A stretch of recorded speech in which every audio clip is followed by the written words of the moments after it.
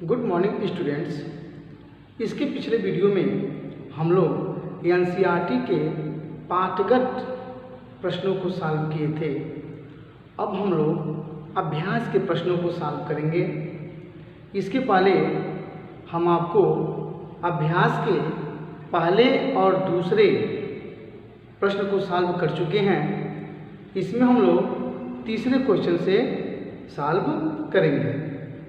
तो आइए हम लोग पहले क्वेश्चन को पढ़ा जाए, उसके बाद इस सॉल्व को हम लोग समझेंगे। तो देखिए क्वेश्चन नंबर 3।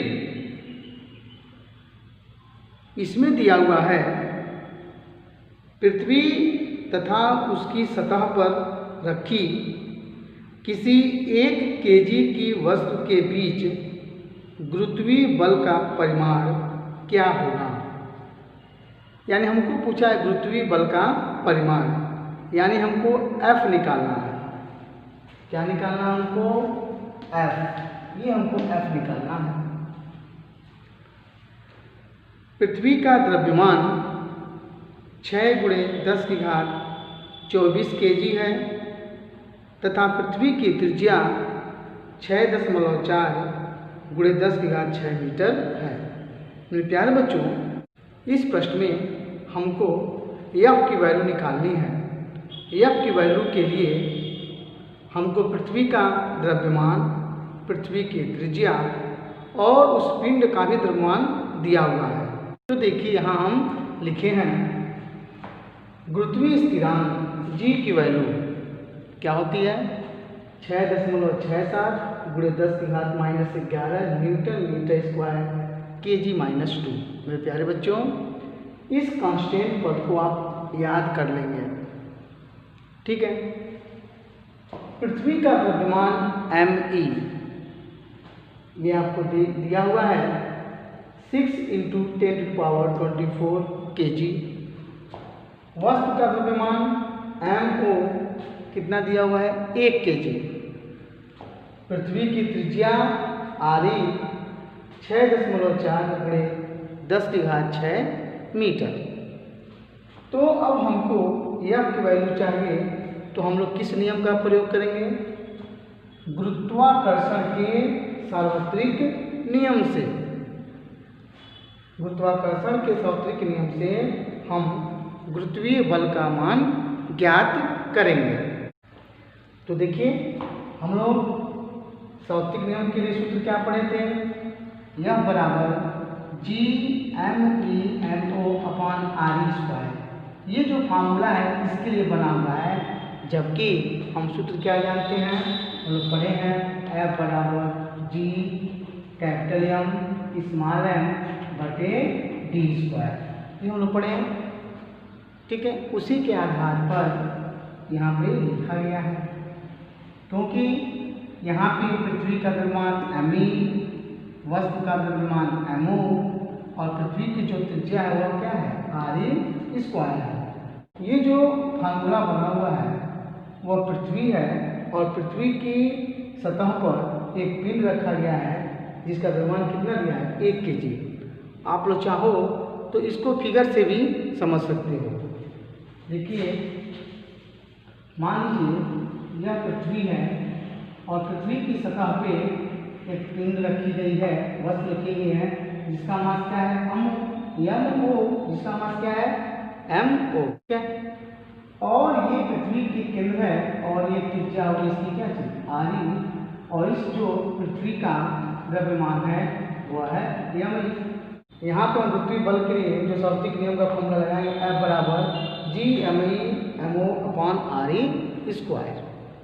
अब मेरे प्यारे बच्चों, यहाँ पे जो हमको वैल्यू दिया हुआ है उस वैल्यू को यहाँ पे पुट कर दिया जाए इस फार्मूले में। देखिए जो G का मान दिया हुआ है 6.67 × 10⁻−11। me की वैल्यू, तो me की वैल्यू है 6 × 10⁻24 और जो mo की वैल्यू है वह 1 kg है अपान re², यानी 6.4 × 10⁻6 का होल स्क्वायर। मेरे प्यारे बच्चों, जब आप इसको सॉल्व करेंगे तो इसकी जो वैल्यू आएगी F बराबर 9.8 न्यूटन, यानी जो हमको गुरुत्वीय बल का परिमाण निकालना था वो कितना आएगा, तो F बराबर 9.8 न्यूटन। मेरे प्यारे बच्चों, आइए अब इसका अगला क्वेश्चन पढ़ते हैं। Question number 4। इसमें दिया हुआ है पृथ्वी तथा चंद्रमा एक दूसरे को गुरुत्वीय बल से आकर्षित करते हैं। ठीक है, क्या पृथ्वी जिस बल से चंद्रमा को आकर्षित करती है वह बल उस बल से जिससे चंद्रमा पृथ्वी को आकर्षित करता है बड़ा है या छोटा है या बराबर है? बताइए क्यों? मेरे प्यारे बच्चों, आप पढ़े थे न्यूटन का जो तीसरा नियम, क्रिया प्रतिक्रिया का नियम, एक्शन रिएक्शन का रूल। इसमें बताया गया था आपको, जब एक वस्तु दूसरे वस्तु पर बल लगाती है तो दूसरी वस्तु भी पहली वस्तु पर उतना ही बल विपरीत दिशा में लगाती है। इस नियम को क्रिया प्रतिक्रिया का नियम कहते हैं। मेरे प्यारे बच्चों, इसी आधार पर हम कह सकते हैं पृथ्वी जिस बल से चंद्रमा को अपनी ओर आकर्षित करता है, चंद्रमा भी उसी बल से पृथ्वी को अपनी ओर आकर्षित करता है। और हम लोग यह भी जानते हैं कि न्यूटन का जो गुरुत्वाकर्षण का नियम था वह सार्वत्रिक गुरुत्वाकर्षण का नियम है, अर्थात अंतरिक्ष में प्रत्येक पिंड एक दूसरे को आकर्षित करती है। तो इस आधार पर भी हम कह सकते हैं कि पृथ्वी चंद्रमा को जिस बल से आकर्षित करती है, चंद्रमा भी उसी बल से पृथ्वी को आकर्षित करती है।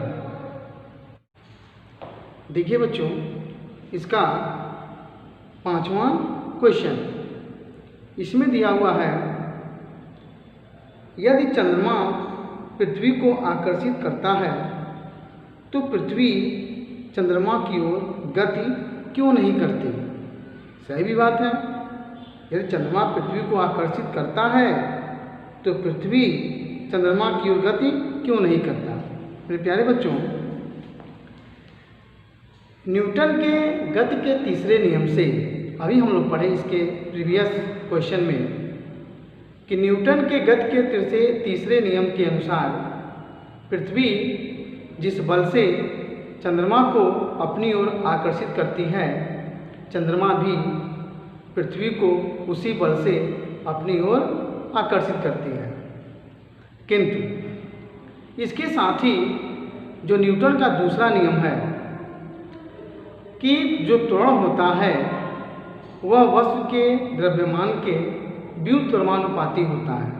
मेरे प्यारे बच्चों, इसका अर्थ ये हो गया कि अगर किसी वस्तु का द्रव्यमान बहुत अधिक है तो उसके अंदर जो एक्सेलरेशन होगा वह बहुत ही कम होगा, यानी उसमें गति की जो संभावना है लगभग नगण्य होगी। यही रीजन है क्योंकि पृथ्वी का जो द्रव्यमान है वह चंद्रमा के द्रव्यमान से लगभग 100 गुना बड़ा है।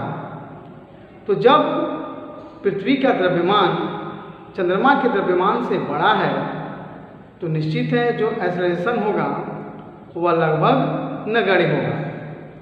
मेरे प्यारे बच्चों, इसी चीज़ को हम यह भाषा में भी लिखे हैं, तो आइए हम लोग इस भाषा से भी समझते हैं। देखिए, न्यूटन की गति के दूसरे नियम के अनुसार जो त्वरण होता है वह वस्तु के द्रव्यमान के व्युत्क्रमानुपाती होता है। जो त्वरण होता है वह वस्तु के द्रव्यमान के व्युत्क्रमानुपाती होता है। इसका अर्थ ये हो गया कि अगर मास, किसी भी वस्तु का मास यदि अधिक है तो उसका जो एक्सेलरेशन होगा वह क्या होगा, कम होगा। ये देखिए क्या होगा, ये कम होगा। तो इस आधार पर चूंकि पृथ्वी का द्रव्यमान चंद्रमा की अपेक्षा बहुत अधिक है, पृथ्वी का द्रव्यमान क्या है, चंद्रमा की अपेक्षा बहुत अधिक है, तो चंद्रमा द्वारा लगाया गया जो बल है पृथ्वी में नगण्य त्वरण उत्पन्न करता है। तो जब चंद्रमा पृथ्वी को अपनी ओर आकर्षित करता है तो जो एक्सेलरेशन वो लगाता है, एक्सेलरेशन जो उत्पन्न होती है वो क्या होती है, नगण्य होती है। यहाँ देखिए यही लिखा गया है, चंद्रमा द्वारा लगाया गया जो बल है पृथ्वी में नगण्य त्वरण उत्पन्न करता है। बल लगाता है लेकिन त्वरण क्या होता है, नगण्य होता है। क्यों होता है, क्योंकि पृथ्वी का जो मास है वह चंद्रमा के मास से लगभग 100 गुना अधिक है, बहुत अधिक है। अतः हम पृथ्वी को चंद्रमा की ओर गति करते नहीं देखते हैं। यही कारण है कि हम पृथ्वी को चंद्रमा की ओर गति करते हुए नहीं देखते हैं।